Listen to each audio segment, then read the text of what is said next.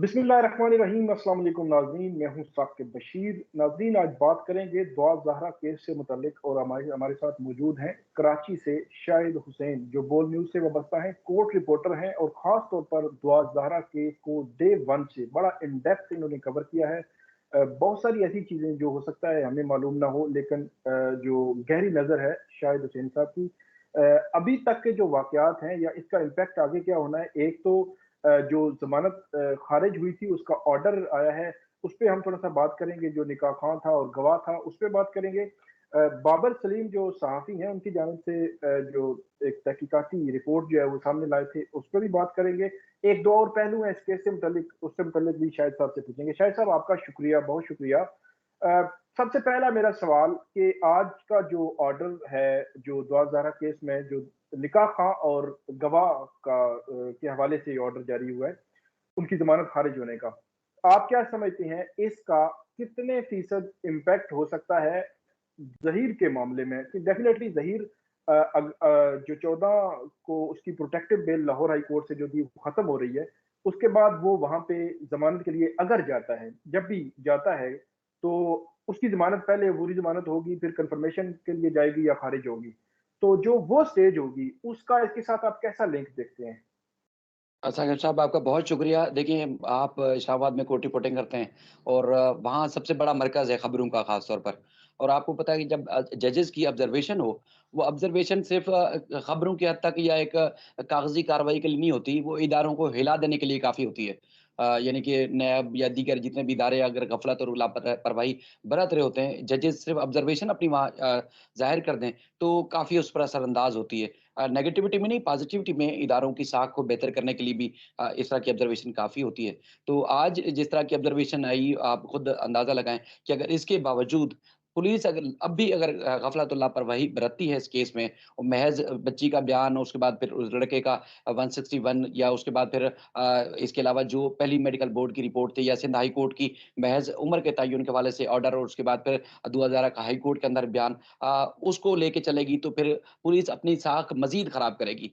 चूँकि पुलिस की साख के ऊपर पूरा पाकिस्तान नहीं बल्कि दुनिया के कोने-कोने में जो बसने वाले लोग हैं, वो पुलिस की साख के ऊपर पहले भी बहुत ज़्यादा उँगलियाँ उठा रहे थे। और अब तो मज़ीद चीज़ें खुल के सामने आ गई हैं कि एक अदालती फ़ोरम पर ये चीज़ खुल के सामने आ गई है कि ये सिर्फ़ ये बदनुमा दाग किसी एक के लिए नहीं है, ये माशरे के लिए बदनुमा दाग है कि अगर किसी की बेटी को उठाएँ और उठा के शादी कर लें और उसके बाद फिर इस तरह की चीज़ें करें। अब आप खुद देखें, मतलब आपसे या हमसे कोई भी मशरा पूछता है कि फलाँ इंसिडेंट हो गया है, मैं क्या करूँ?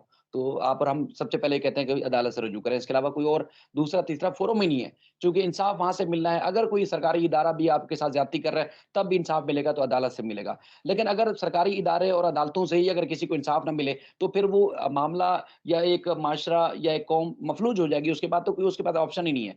अब खुद अदालत इसमें फ़ैसले में अपने जो ऑब्ज़र्वेशन में कह रही है कि निकाह ख़ान हो, रजिस्ट्रार हो या उसके बाद फिर जो गवाही दे रहा है, अब गवाही आप और मैं जो अभी अल्फ़ाज़ अदा कर रहे हैं, क्या मतलब इन अल्फ़ाज़ का हमें जवाब देना है। हम बिरयानी खाते हैं, चावल खाते हैं, एक-एक चावल का हिसाब देना है, यानी कि एक-एक दाने का हिसाब देना है। तो गवाही दे रहे हैं ज़िंदगी बदलने के लिए किसी की, किसी ख़ानदान को जोड़ने के लिए या शादी के लिए, और वो गवाही आपकी झूठी है, तो फिर आप उसमें कैसे इस माशरा इस मामले में सर्वाइव करेगा। तो अदालत ने उस बात पे एक तो ऑब्ज़र्वेशन दी है सख्त कि ये रजिस्ट्रार को और सिर्फ़ दीगर जो उनको दस्तावेज़ी तौर पर सबूत देखने चाहिए निकाह पर आते वक़्त, और ख़ास तौर पर गवाह को भी इस चीज़ को देखना चाहिए। यानी कि इस जो मुल्ज़िम हैं दोनों, इनके मोतबर होने पे, यानी कि ये तस्दीक होने पे अदालत ने इस पे इनकी कारकर्दगी के ऊपर या किरदार के ऊपर सवालात उठाए। उसके बाद फिर जो बच्ची के को लेके उनके ख़ानदान के ऊपर जो चीज़ें सामने आ रही हैं, उस पर भी अदालत ने खुद करार दिया है कि ये एक बदनुमा दाग है, जो एक माशरे के लिए भी एक घिनौना जुर्म है, नेगेटिविटी फैला सकता है। तो ये बहुत सारी चीज़ें अब पहले इससे पहले जो जुडिशल मजिस्ट्रेट हैं शर्की के, वो ऑर्डर जारी कर चुके हैं, पुलिस को कह चुके हैं कि असर-ए-नौ तहकीकात की जाए। अब ये वाला जो ऑर्डर है, चूँकि आपको पता है कि एक जुर्म की जैसे नोयत होती है कि एक डिस्ट्रिक्ट एंड सेशन जज समाअत करता है, फिर एडिशनल डिस्ट्रिक्ट जज या उसके बाद फिर जो है वो मजिस्ट्रेट समाअत करते हैं। तो ये वाला आज का जो ऑर्डर है, ये एडिशनल डिस्ट्रिक्ट एंड सेशन जज का ऑर्डर है। तो उसपे ज़ाहिर है पुलिस को इस चीज़ को अब पुलिस सोचने पर बल्कि मजबूर हो जाएगी कि एक मजिस्ट्रेट ने ऑर्डर दिया हुआ है, असर-ए-नौ तहकीकात करनी है, उसमें ये अदालत ने खुद करार दिया था कि अब जुर्म की नोयत और उसके बाद दफ़ात का तयन करने के बाद वो शामिल की जाए चालान में और चालान पेश किया जाए। तो अब ज़ाहिर है वो ज़हीर का रोल है, उसके ख़ानदान में कौन-कौन अगवा में मुलव्वस था, और उसके बाद फिर एक गवाह और निकाह ख़ान का क्या रोल है, ये सारी चीज़ें अब तो वाज़ेह करनी पड़ेंगी पुलिस को, वरना अगर पुलिस ने अब भी ना की तो शायद पुलिस के किसी भी मामले में कोई भी ट्रस्ट नहीं करेगा। ये बात तो अब खुल के सामने आ जाएगी। हाँ, बिल्कुल, वो जो ऑर्डर है मैंने भी पढ़ा, तो अब जो उन्होंने कहा है कि ज़िमनी चालान जो है वो पेश करने का जो ऑर्डर दे रखा है, तो अब जब पुलिस लाएगी तो डेफ़िनेटली अब जो मेडिकल बोर्ड की रिपोर्ट है या जो री-इन्वेस्टिगेट करने का ऑर्डर आपने बात की है, वो सब साथ लगाएगी। तो मैं तो पहले भी बात की थी, आप यकीनन इससे बेहतर कर सकते हैं कि बुनियादी तौर पर अगर बात की जाए तो इस पूरे केस में जो मरकज़ी मुल्ज़िम है वो ज़हीर है और ये को-अक्यूज़्ड आप इसको शरीक मुल्ज़िमान कह सकते हैं। तो बिल्कुल। अगर शरीक मुल्ज़िमान के हवाले से या उनके एक्ट पे या जो नई जो चीज़ें सामने आई हैं उसको देखने के बाद कोर्ट ने ऐसा ऑब्ज़र्व किया है कि इस स्टेज पर हम उनको ज़मानत ग्रांट नहीं कर रहे, तो मेरा ख़्याल ये है कि चीज़ें जो है वो टुवर्ड्स जो मरकज़ी मुल्ज़िम है उसके लिए सख्त हो सकती हैं। अच्छा, एक और चीज़ बताइएगा कि सिंध हाई कोर्ट में जो उसके हवाले से जो पिटीशन है जिसमें 21 आई थिंक के 21 जुलाई के लिए उन्होंने ऑर्डर कर रखा है। हमेशा से ऑर्डर ये होता है कि आप जो अगवा जिसको किया गया है उसको प्रोड्यूस करें। 21 जुलाई को क्या सिंध पुलिस जो है वो दुआ ज़ाहरा को यहाँ से लेकर वहाँ प्रोड्यूस करने का कोई सोच रही है या प्रोड्यूस किया जाएगा? या इसमें एक और जो इम्पोर्टेंट चीज़ है कि अगर प्रोड्यूस किया जाता है तो उसका फेट क्या होगा? क्योंकि कोर्ट ने मैंने जो पढ़ा था आपने बल्कि बताया था कि कोर्ट ने उस वक़्त कहा था कि जब जो दुआ के वालिदैन पेश हुए थे तो उन्होंने कुछ जज़्बाती बातें की तो कोर्ट ने कहा था कि हमने कानून को देखना है, जज़्बात को नहीं बल्कि हमने कानून के मुताबिक फैसला करना है। तो अब अगर कानून के मुताबिक फैसला हो तो बच्ची माइनर है तो बच्ची क्या हवालगी हो जाएगी? पहले तो ये बताएँ पुलिस का एक्ट कि पुलिस प्रोड्यूस करेगी फिर कोर्ट क्या कर सकती है? देखिए, जो अब तक की जो पुलिस की रवैया या मिज़ाज या उसकी जाँच है, तो उससे फ़िलवक़्त नहीं लग रहा कि जो दोबारा एक पिटीशन दायर की गई थी जिसमें ये कहा गया है कि लड़की चूँकि माइनर आ चुकी है और सेना हाई कोर्ट का जो पहले वाला फ़ैसला था कि लड़की अपनी मर्ज़ी से ज़िंदगी गुज़ार सकती है, तो अब लड़की को मुल्ज़िम से लेके वालिदैन के पास भेजा जाए। फ़िलवक़्त पुलिस उस पे नहीं सोच रही, फ़िलवक़्त पुलिस ज़िमनी चालान के ऊपर सोच रही है, उसके जो भी कानूनी नुकात हैं, लीगल मामलात हैं, टेक्निकल मामलात हैं, उसका भी फिल वक़्त जायज़ा ले रही है। और 21 जुलाई को चूँकि दोबारा ये केस समाअत के लिए मुकर्रर हुआ है, तो उसमें एक तो आपको पता है कि वो एक फॉर्मल नोटिस होते हैं एडवोकेट जनरल को, प्रोसिक्यूटर जनरल्स और उसके बाद फिर जो अटॉर्नी जनरल ऑफ पाकिस्तान या एडिशनल अटॉर्नी जनरल को, उनको नोटिसेज़ हुए हैं। तो मुझे बज़ाहिर लगता है कि पुलिस वक़्त लेगी, मज़ीद मोहलत लेगी, चूँकि 20 तारीख को एक तो ये है कि चालान भी जो है वो पेश हो चुका होगा या मज़ीद अगर कार्रवाई के लिए टाइम माँगेगी। दूसरा ये है कि हाई कोर्ट से भी कुछ टाइम लेगी। अच्छा, आपने वो जो पहले वाली एक बात की कि सिंध हाई कोर्ट ने ये वालिदैन को कहा था कि जज़्बात नहीं, हम कानून के मुताबिक फ़ैसला करते हैं। तो अब मामला ये है कि वो आपको पता है कि जजेस के जो बेंचेज़ होते हैं, उसमें भी उनका जो है मिज़ाज भी और कानून भी थोड़ा-सा अलग होता है, तो वो बेंच एक अलग था। अब जिस बेंच के सामने ये केस समाअत के लिए मुकर्रर किया गया है, अब वो बेंच है जिसने इब्तिदा में जो आईजी सिंध थे कामरान फ़ज़ल साहब, उनको हटाने का हुक्म दिया था, जिसमें उन पुलिस की गफ़लत और लापरवाही सामने आई थी, जिसमें 2-3 बार मोहलत दी गई थी पुलिस को कि बच्ची को लाओ, बच्ची को पेश करो, बच्ची को पेश करो। जब नहीं पेश किया गया था, तो उस वक़्त उन्होंने उनको हटाने का हुक्म दिया था। अब जो दूसरी दरख़्वास्त समाअत के लिए मुकर्रर की गई है, वो उसी बेंच के सामने है। बीच में जब 6 जून को बच्ची पेश की गई थी और 8 जून को ये हतमी ऑर्डर जारी हुआ था, वो सिंध हाई कोर्ट का जस्टिस जुनैद गफ्फार साहब पर मुश्तमिल 2 रुकनी बेंच था।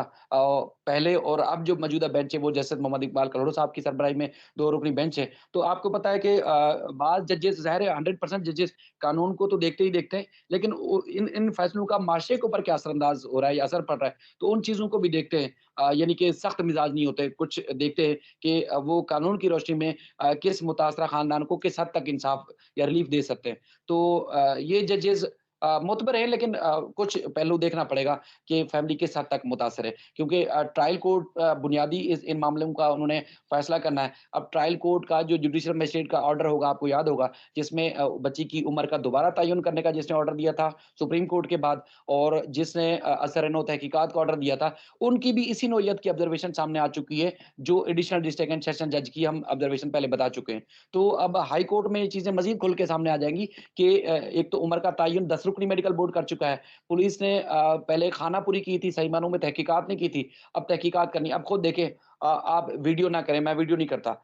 जज़्बाती तौर पर किस हद तक लोग लोग जो है इस केस से जुड़े हुए हैं।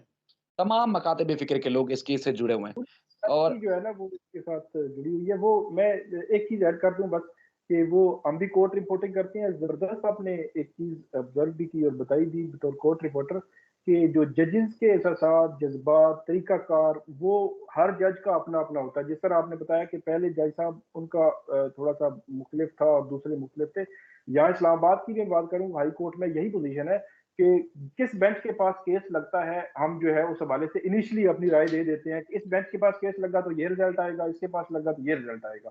तो ये बड़ी इंपॉर्टेंट आपने बात की। बाकी जजेस की ऑब्जर्वेशन जो है वो इस आप केस लोग पे सीनियर हैं, आपसे सीखते हैं, हम आपकी रिपोर्टिंग देखते हैं, तो अब थोड़ा-सा ऑब्ज़र्व करने का तरीका हमें भी आ गया है। हाँ, नहीं, नहीं, बड़ा अच्छा है। ये यही असल में आपका फन होता है, आप बतौर सहाफ़ी, जर्नलिस्ट, कोर्ट रिपोर्टर जो है, कि किस जज के पास केस लग रहा है, कि मेरा ये ख़्याल है कि आपकी बात से जो मैं समझा हूँ कि सख्त किस्म के ऑर्डर्स आ सकते हैं। तो नेक्स्ट क्वेश्चन मेरा इस हवाले से ये है कि आपने बताया कि सिंध हाई कोर्ट या मतलब एडिशनल सेशन जज या दीगर जजेस की ऑब्जर्वेशन भी इस मामले में आ चुकी हैं। एक बड़ा इम्पोर्टेंट मामला है कि जो सलीम बाबर साहब हैं, उन्होंने अपनी एक तहकीकाती रिपोर्ट जो है वो शाया की, और वो उनकी वो सीडीआर से मुतल्लिका इनकमिंग, आउटगोइंग और उनकी लोकेशंस और उसके मुतल्लिका है। उसके हवाले से जो ज़हीर है, उसका परसों मैं इंटरव्यू सुना उसको, उसका एक रेलेवेंट जो क्वेश्चन, तो उसमें वो कह रहा था कि हाँ, हम जो है वो अप्रैल के मंथ में वहाँ पे गए थे और सारी चीज़ें हुई थी। मैंने सवाल ये पूछना है कि क्या ज़हीर ने इससे पहले किसी फोरम पे ये डिस्क्लोज़ किया कि अप्रैल के पहले हफ्ते या दूसरे हफ्ते में मैं वालदा के साथ कराची में गया था और कराची में हम जो है वो कोई रिश्ता माँगने गए थे, या इस तरह की कोई सिचुएशन?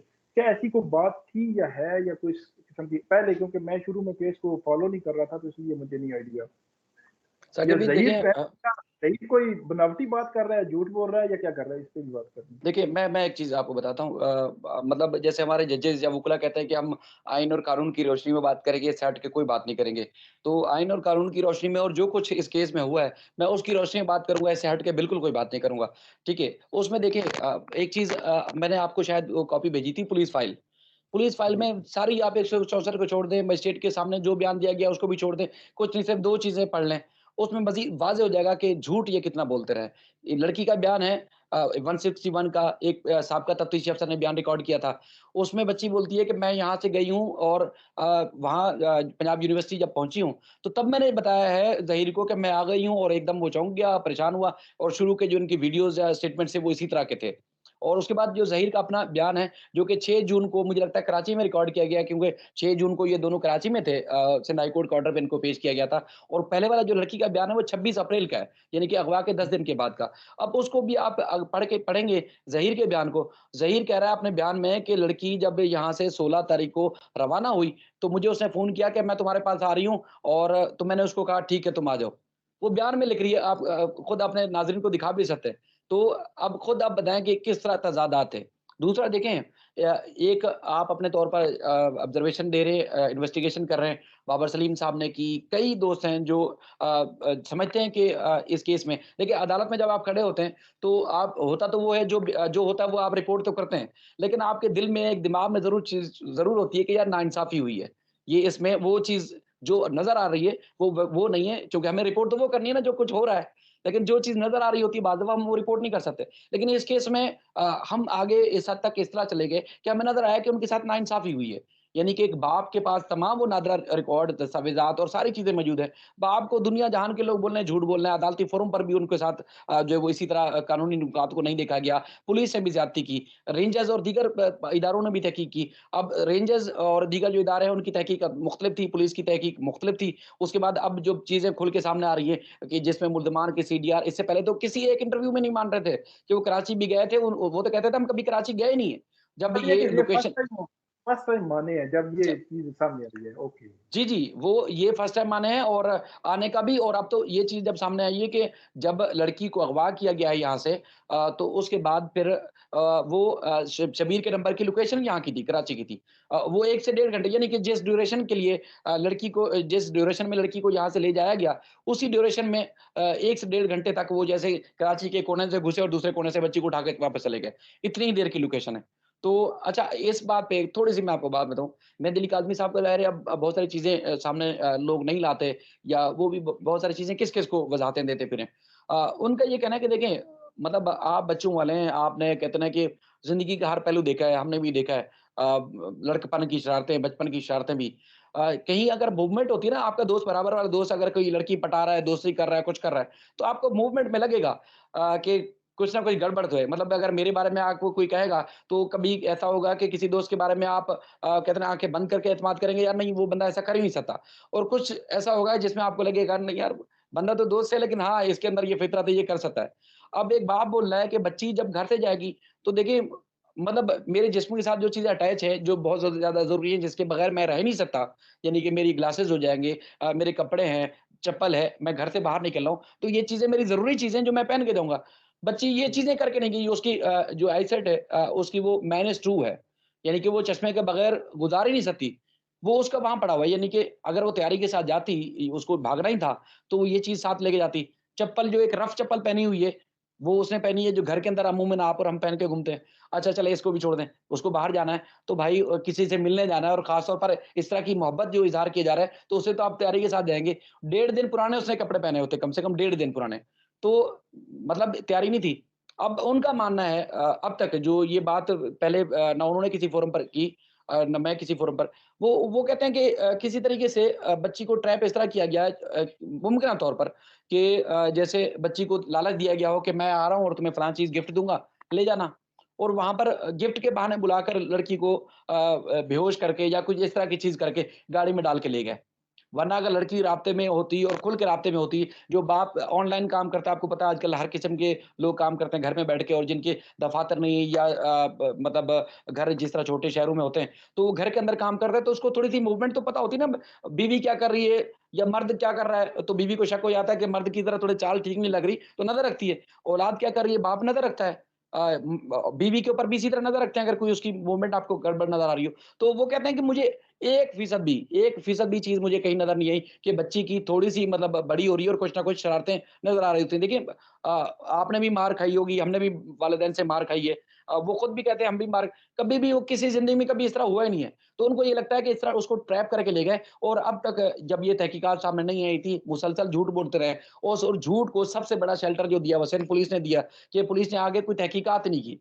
यानी कि कभी कोई तसव्वुर कर सकते हैं आप कराची 1 दफ़ा आएँ या 10 दफ़ा आएँ, तो आपको रूट का पता होगा, जब तक आप उस ख़ास लोकेशन पे नहीं जाएँगे, तब तक आप घूम रहे होंगे। दिमाग चक्कर आ रहा होगा, यार पता नहीं कहाँ मेरे साथ फ्रॉड हो जाए या पाकिस्तान में तो आपको ऐसा ही मिलता है। तो लड़की लाहौर चलेगी और पुलिस ने उस बात पे यकीन कर लिया।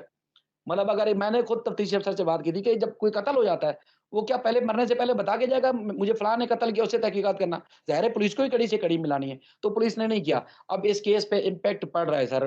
देखें केस बिल्कुल पॉज़िटिव हो गया है और अब अगर केस को ख़राब किसी भी तरह किया गया, किसी भी सतह पर किया गया, चाहे पुलिस की सतह पर या अदालत में कुछ नाइंसाफ़ी हुई मुमकिना तौर पर, तो इससे जो बची कुची साख है हमारे इदारों की, वो मुकम्मल तौर पर तबाह हो जाएगी। आप और हम तो फिर भी कहते हैं ना कि अलम उठा के खड़े होंगे जी, बिल्कुल हमारी अदालत, हमारी रियासत, हमारी पुलिस, लेकिन 99% जो पाकिस्तानी हैं उनका एतमाद उठ जाएगा। इतना साबित होने के बाद, इतना कि इस हद तक वाज़ेह होने के बावजूद कि मुल्ज़मान की लोकेशन पहले की भी, बाद की भी यहाँ पर है, पुलिस ने किस तरह गफ़लत लापरवाही का मुज़ाहरा किया, वो भी सबके सामने आ चुका है, खुल के सामने आ चुका है। अदालत में भी क्या कुछ हुआ, वो सब कुछ खुल के सामने आ चुका है। तो अब भी अगर इंसाफ ना हुआ, तो फिर इदारों पे कोई जो है एतमाद नहीं करेगा। आखिरी सवाल कि जो ऑर्डर हुआ था कि री-इन्वेस्टिगेट करें, तो अभी तक की आपकी इत्तला के मुताबिक आप कितनी परसेंटेज देंगे कि पुलिस ने 10%, 50% या 90% कितना री-इन्वेस्टिगेट किया है इसको? मेरी जो मुख्तलिफ़ सोर्सेज़ से जो बात हुई है जो तफ्तीश कार नहीं है उनसे हट के, पुलिस अभी भी डरी हुई है। डरी हुई ख़ानदान से भी नहीं, मुल्ज़मान से भी नहीं। पुलिस आपको पता है कि हमारे माशरे में ये चीज़ होती है कि मतलब हमारे अक्सर मौलवी इस तरह के मामलात में सरगर्म हो जाते हैं। मतलब जिसकी अपनी बेटी हो, असल तो सदमा उसको गुज़रता है। लेकिन बाज़ हुँ, दफ़ा लोग जज़्बाती होके दूसरे का मामला ख़राब करने के लिए फिर कोई ना कोई नारा लगा देते हैं। तो पुलिस उस नारे से डर रही है कि कहीं हमारे उलमा या कोई ऐसा कोई जत्थे या कोई ऐसा लोग जो है वो उनके इन्वेस्टिगेशन अगर करते भी हैं तो उनको ख़राब ना कर दें। इन नारों से डर रही है। उनका ये कहना है कि जो फैसला करेगी, अदालत करेगी, तब भी जो है वो पुलिस उस पे अमल दरामद करेगी। अब अदालत ने तो फैसला आपको दिया है, हुक्म दिया है कि आप इन्वेस्टिगेशन करें। अब आपको पता है कि जितनी भी हमारी अदालतें हैं, वो पुलिस की और रियासत के इदारे अगर प्रोसिक्यूशन सही मानों में करते हैं, तो अदालत उस पे फैसला देती है। अब जब बिल्कुल। प्रोसिक्यूशन के लिए कोई मवाद ही सामने अदालत में नहीं आएगा, तो अदालत फिर आखिर में क्या फैसला देगी? आप खुद अंदाज़ा लगाएँ। मतलब पुलिस अदालत के कंधे पे और अदालत ने पुलिस को हुक्म दिया है। अब देखते हैं कि वो फिर फायर होता है या मिसफायर होता है, फिर वो आप खुद अंदाज़ा लगाएँ।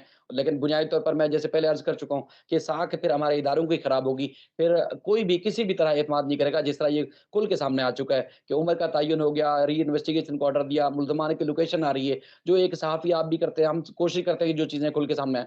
तो ये सारी चीज़ें सामने आने के बावजूद अगर फिर किसी तरह भी नाइंसाफ़ी हुई, तो फिर मेहदी अली काज़मी तो सब्र करके शायद बैठ जाए, लेकिन फिर कभी भी कोई इंसाफ़ के लिए शायद इन इदारों के पास जाए नहीं जिस तरह ये इस केस को ख़राब कर देंगे। बहुत शुक्रिया शाहिद हुसैन साहब आपका। आपने बुनियादी तौर पर जो हमारे सामने पॉइंट रखा वो यही है कि पुलिस की बतौर इदारा उसकी कारकर्दगी पर अभी तक जो है वो सवालिया निशान है।